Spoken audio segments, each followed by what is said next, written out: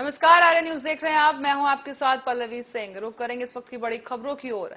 शुरुआत करते हैं जहां पर ब्रिटेन के प्रधानमंत्री बोरिस जॉनसन भारत दौरे पर हैं। यहां जॉनसन के 2 दिवसीय भारत दौरे यात्रा का आज दूसरा दिन है और अब उन्होंने देश के प्रधानमंत्री नरेंद्र मोदी से मुलाकात की है। प्रधानमंत्री नरेंद्र मोदी ने दिल्ली स्थित राष्ट्रपति भवन में ब्रिटिश पीएम की अगवानी की, जिसके बाद बोरिस जॉनसन और पीएम मोदी राजघाट पहुंचे।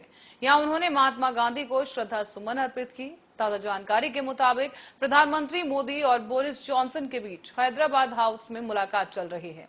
बताया जा रहा है कि दोनों देशों के बीच व्यापार और रूस यूक्रेन युद्ध पर बातचीत हो सकती है। तो वहीं खास फोकस हिंद प्रशांत की स्थिति पर होगा। इन तमाम कार्यक्रमों के बाद रात को 10:30 बजे बोरिस जॉनसन दिल्ली से लंदन के लिए रवाना हो जाएंगे। इससे पहले गुरुवार को गुजरात दौरे के दौरान ब्रिटिश पीएम ने कहा था कि भारत और रूस के बीच ऐतिहासिक रूप से बहुत अलग रिश्ते हैं। हम दोनों लोकतंत्र हैं और एक साथ रहना चाहते हैं। इस क्षेत्र की वैश्विक अर्थव्यवस्था के विकास को देखते हुए ऐसा करना उचित है। हालांकि भारत और ब्रिटेन दोनों दुनिया भर के निरंकुशता के बारे में चिंता साझा करते हुए नजर आए। यहाँ पर उन्होंने ये भी कहा कि हम साल के अंत तक भारत के साथ एक और मुक्त व्यापार समझौता करने की उम्मीद जता रहे हैं। हमारे पास अपनी सुरक्षा और रक्षा के मसले पर साझेदारी को मजबूत करने का भी मौका है।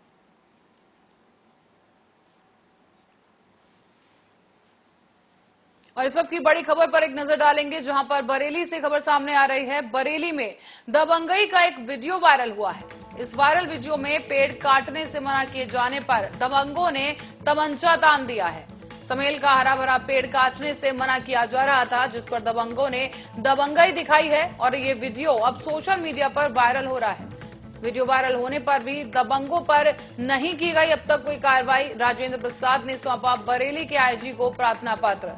बेगमपुर का रहने वाला बताया जा रहा है आरोपी, और राजेंद्र प्रसाद पीलीभीत के थाना बीसलपुर का यह मामला बताया जा रहा है, जहां पर जो कटाई हो रही थी पेड़ की, उसको लेकर दबंगों ने इस कटाई का विरोध करने वालों पर तमंचा साध दिया है। और वीडियो वायरल होने के बावजूद अब तक इस दबंग पर कोई भी कार्रवाई नहीं की गई। आपको बता दें कि हरा भरा एक पेड़ काटने को लेकर ये पूरा विवाद सामने आया, जिस पर आसपास के लोगों ने जब इस कटान का विरोध किया तो आप देख सकते हैं कि इस तरीके से ये दबंग तमंचा तान रहा है और ये बिल्कुल आग बबूला होता हुआ इस वीडियो में नजर आ रहा है। और इसी बीच जो ये मामला है संज्ञान में आया है, लेकिन इसके बावजूद अब तक कोई कार्रवाई नहीं की जा चुकी है।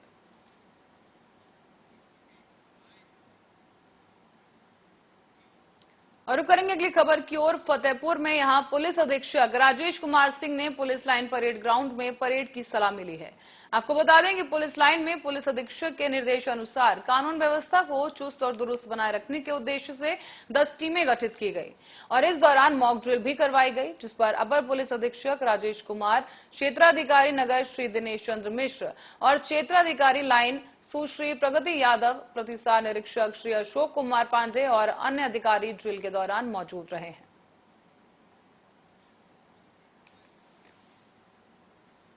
तो वहीं कोल्ड स्टोरेज मालिक पर पिछले दिनों एक किसान ने कोल्ड स्टोरेज मालिक पर आलू खरीदने और उसका भुगतान न करने का आरोप लगाते हुए थाने में मामला दर्ज करवाया था। तो वहीं अब आज आगरा ग्रामीण कोल्ड स्टोरेज एसोसिएशन ने जिलाधिकारी आगरा को ज्ञापन सौंपकर जिलाधिकारी आगरा से निष्पक्ष जांच करवाने का आग्रह किया है। आपको बता दें कि पिछले दिनों में ही एक किसान ने ओम प्रकाश वैजनाथ कोल्ड स्टोरेज के मालिक अवनीश कांत गुप्ता पर आलू खरीदने के बाद भुगतान न करने का आरोप लगाया था।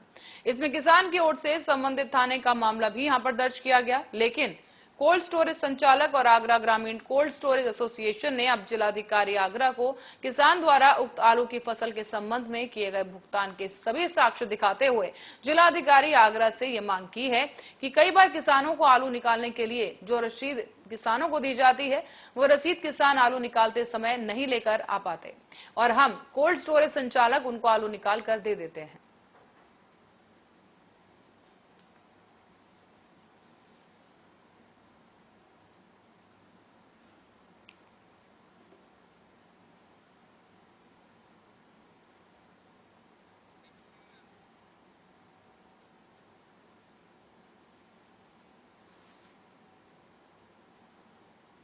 समस्या रहती है कि कभी कभी किसान शीत गृह पर आमद रसीद नहीं दे जाता है,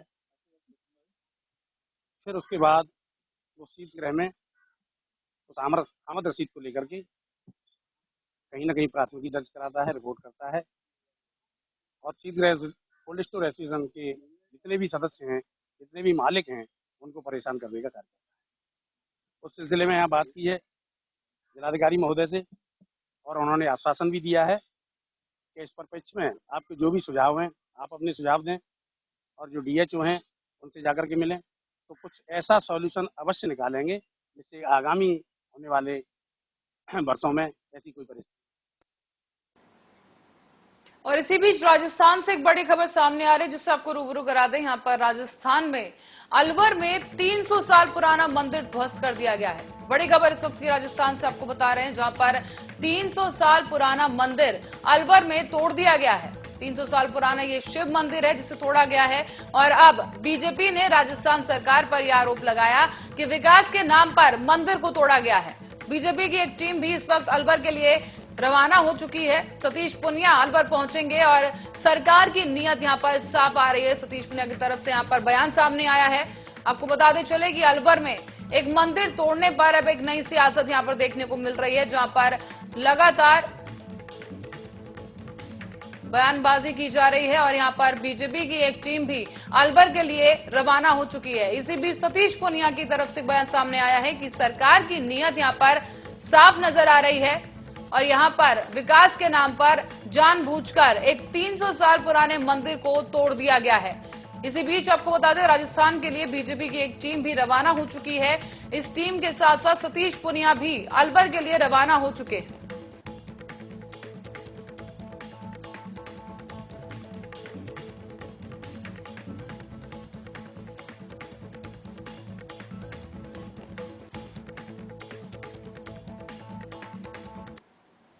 तो वहीं बढ़ेंगे खबरों की ओर, जहां पर रूस और यूक्रेन के बीच चल रहे युद्ध को लगभग अब 2 महीने होने जा रहे हैं।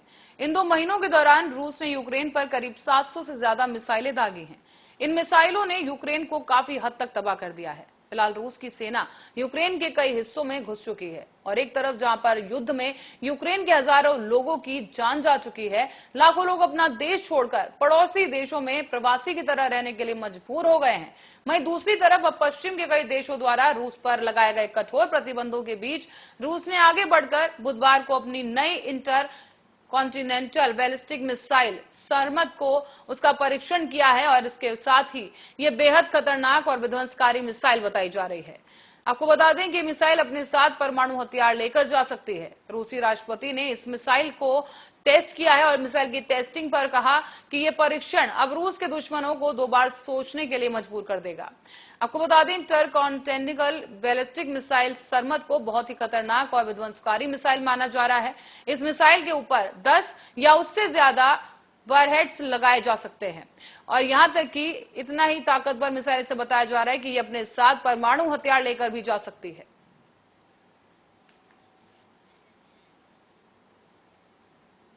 अब बात करेंगे कोरोना संक्रमण की स्थिति पर, जहां दुनिया भर में कोरोना महामारी के खिलाफ जंग अभी तक जारी है। भारत में भी बीते कुछ दिनों में अब कोरोना वायरस के संक्रमण के मामले बढ़ने लगे हैं। मामलों में करीब 15% का उछाल देखा जा रहा है और गुरुवार को पिछले 24 घंटे में कोविड-19 के 2300 नए मामले सामने आए हैं। देश में कोरोना की सक्रिय मामलों की संख्या अब 13,433 पहुंच गई। 11 अप्रैल से कोरोना संक्रमण का आंकड़ा एक बार फिर से ऊपर की ओर बढ़ता दिखाई दिया। राष्ट्रव्यापी वैक्सीनेशन अभियान के तहत भी अब तक 187.07 करोड़ टीके की खुराक दी जा चुकी है। तो वहीं रिकवरी रेट 98.76% रहा। कोरोना की तीसरी लहर के बाद अब स्कूलों को एक बार फिर से खोलने के बाद कई बच्चों और शिक्षकों में कोरोना के लक्षण मिलने लगे हैं। इसके साथ ही स्कूल प्रशासन के साथ साथ अब अभिभावकों की भी चिंता बढ़ गई है। उत्तर प्रदेश, दिल्ली और आसपास के तमाम शहरों में बच्चों में कोरोना संक्रमण के केसेस लगातार मिल रहे हैं।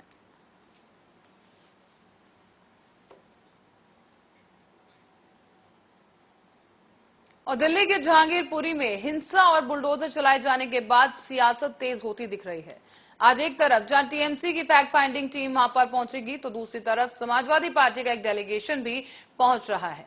इसी बीच जहांगीरपुरी के कुशल चौर पर विश्व हिंदू परिषद के नेताओं को भी रोक दिया गया। वीएचपी के नेता गलियों में जाने की कोशिश कर रहे थे और इसी बीच हिंसा के बाद आज पहला जुम्मा है, जिसकी वजह से एक तरफ जहां भारी सुरक्षा बलों की तैनाती की गई, तो दूसरी ही तरफ सीसीटीवी कैमरे से कड़ी निगरानी भी रखी जा रही है। जहांगीरपुरी पहुंचे विश्व हिंदू परिषद के मंत्रिमंडल ने पुलिस की तरफ से आगे जाने से रोकने पर नाराजगी जता दी है। उन्होंने कहा है कि यहां पर 150 से ज्यादा हमारे कार्यकर्ता मिलने आए हैं, लेकिन हमें डीसीपी की तरफ से यह अनुरोध किया गया है कि सिर्फ 5 लोग ही मिलने जाएंगे। उसके बाद हम 5 लोग आए, लेकिन उसके बावजूद भी हमें पीड़ित लोगों से मिलने नहीं दिया गया। उन्होंने आगे ये भी बताया कि हमारा ये मानना है कि जो कुछ 16 यहां पर हुआ है वो घटना जलियांवाला बाग की तरह है, जहां ब्रिटिश की तरफ से घेर कर गोलियां चलाई गई थी। उन्होंने ये भी कहा कि जो लोग त्योहार मना रहे थे उनके ऊपर भी हमले किए गए। ये सब एक साजिश थी। गौरतलब है कि इससे पहले भी एआईएमआईएम के चीफ असदुद्दीन ओवैसी को भी वहां पर हिंसा प्रभावित लोगों के साथ मिलने नहीं दिया गया था। इधर जहांगीरपुरी में आज सियासी दलों के नेताओं के दौरे से पहले सुरक्षा को बढ़ा दिया गया है। इसी बीच जामा मस्जिद की अपील की गई है कि हालात को देखते हुए मस्जिद से जुम्मे की नमाज में बच्चों को ना लेकर जाएं।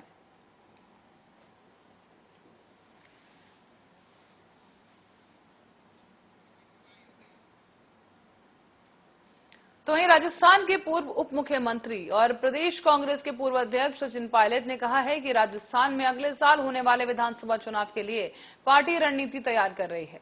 साथ ही ये भी कहा गया कि उन्हें जो भी भूमिका दी जाएगी उस पर निष्ठापूर्वक काम किया जाएगा। फिलहाल सचिन पायलट प्रदेश कांग्रेस के किसी भी पद पर नहीं है।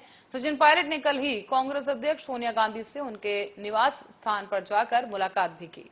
करीब 1.5 घंटे तक चली इस बैठक में राजस्थान 2023 विधानसभा चुनाव की रणनीति और उसमें सचिन पायलट की भूमिका को लेकर चर्चा की गई।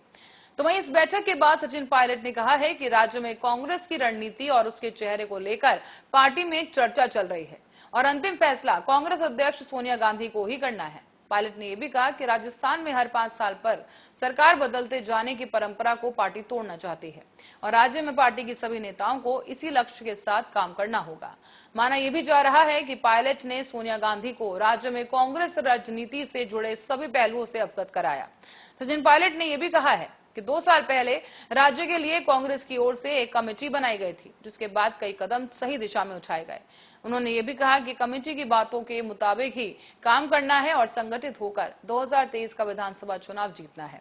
राज्य में दोबारा एक बार सरकार बनानी है। हालांकि सचिन पायलट ने प्रशांत किशोर को लेकर आ रही खबरों पर बार-बार सवाल किए जाने पर कोई टिप्पणी नहीं की है।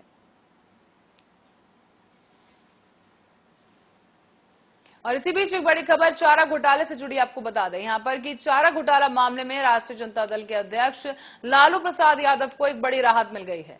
झारखंड स्थित जोरांडा कोषागार मामले में 5 साल की सजा पाए लालू यादव को झारखंड हाईकोर्ट से यह जमानत दी गई है।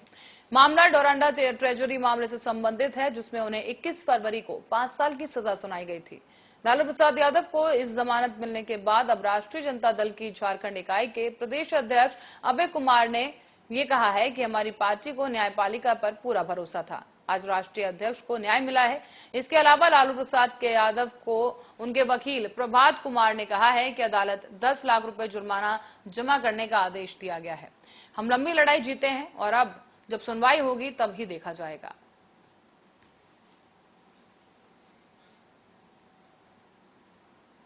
और यूक्रेन जंग के चलते रूस पर लगी आर्थिक पाबंदियों का असर भारतीय मूल के बिजनेसमैन पर भी दिखाई पड़ रहा है। हालांकि खुद भारतीय मूल के लोगों का यह कहना है कि थोड़ी बहुत महंगाई के अलावा अभी तक इन पाबंदियों का खास असर आम आदमी पर नहीं पड़ा। यूक्रेन युद्ध की कवरेज के दौरान ये मामला भी सामने आया, जहां पर कई बिजनेसमैन जैसे कि रामचंद्र माधवन से ये मामला सामने आया कि तमिलनाडु की राजधानी चेन्नई के रहने वाले माधवन चाय के बिजनेसमैन हैं। करीब 45 साल पहले माधवन इंजीनियरिंग की पढ़ाई के लिए रशिया आए थे और फिर यहीं के होकर रह गए। उस वक्त रूस सोवियत संघ का हिस्सा था और दुनिया की महाशक्ति समझा जाता था, लेकिन खुद उन्होंने सोवियत संघ का डिसइंटीग्रेशन यानी कि सोवियत संघ का अलग अलग देशों में टूटना और बिखरना भी देखा। वो दौर भी देखा था जब सोवियत संघ के बिखरने के बाद रूस में खाने पीने की चीजों के लिए लूट खसोट होती थी, लेकिन अब परिस्थितियां बिल्कुल पलट हो चुकी हैं। रूस अब एक संपन्न देश है। चारों तरफ खुशहाली, इंफ्रास्ट्रक्चर डेवलपमेंट और शहरों में बड़े बड़े लाइफस्टाइल शोरूम और मॉल्स खुल चुके हैं। हथियारों को लेकर साइबर और स्पेस तक में रशिया बेहद तरीका अपना चुका है और करीब 2 महीने पहले ही यूक्रेन के खिलाफ शुरू हुए इस युद्ध में स्पेशल मिलिट्री ऑपरेशन से माधवन इतना परेशान और चिंतित नजर आए हैं। हालांकि युद्ध के शुरुआती दिनों में उनके बिजनेस पर असर जरूर पड़ा था और वो बताते हैं कि रूस पर आर्थिक पाबंदियां लगाते ही उनके चाय कारोबार पर थोड़ा असर जरूर पड़ा है। माधवन ने यह भी कहा कि भारत से रूस में चाय आयात करते हैं वो, और चाय तो भारत से लगातार आ रही है, लेकिन जिन देशों से पैकिंग का मटेरियल आता था उन्होंने उस पर रोक लगा दी है, जिसके चलते उनके व्यापार पर थोड़ा असर पड़ा है। लेकिन ये दावा किया जा रहा है कि रूस इन पाबंदियों से बेहद तेजी से बाहर आ गया है और चाय की पैकिंग का मटेरियल अब रूस में ही बनना शुरू हो गया। माधवन के मुताबिक युद्ध शुरू होने के बाद से रोजमर्रा की चीजें थोड़ी महंगी जरूर हुई हैं, लेकिन उनके मुताबिक शुरुआत में सुपरमार्केट और बाजारों में खाने पीने की चीजों की किल्लत हो गई थी। उनके मुताबिक इसलिए ये किल्लत हुई थी क्योंकि लोगों ने खाने पीने की चीजों को स्टोर करना शुरू किया था। लेकिन अब स्थिति ऐसी नहीं है। सुपरमार्केट में कोई भी लाइन लगाए नहीं खड़ा है और भीड़ बहुत दूर दूर तक नहीं दिखाई दे रही। एटीएम तक में कोई भीड़ भाड़ नहीं है। माधवन के मुताबिक बड़े ब्रांड और पश्चिमी देशों की एमएनसी कंपनियों के रूस को छोड़कर जाने से नौजवानों को नौकरियां जरूर जा सकती हैं, लेकिन उनका मानना है कि 2 महीने पहले जिस तरह रूस की करेंसी डॉलर और यूरो के मुकाबले गिरी थी, अब वो फिर से एक बार मजबूत और स्थिर हालात में आ चुकी है।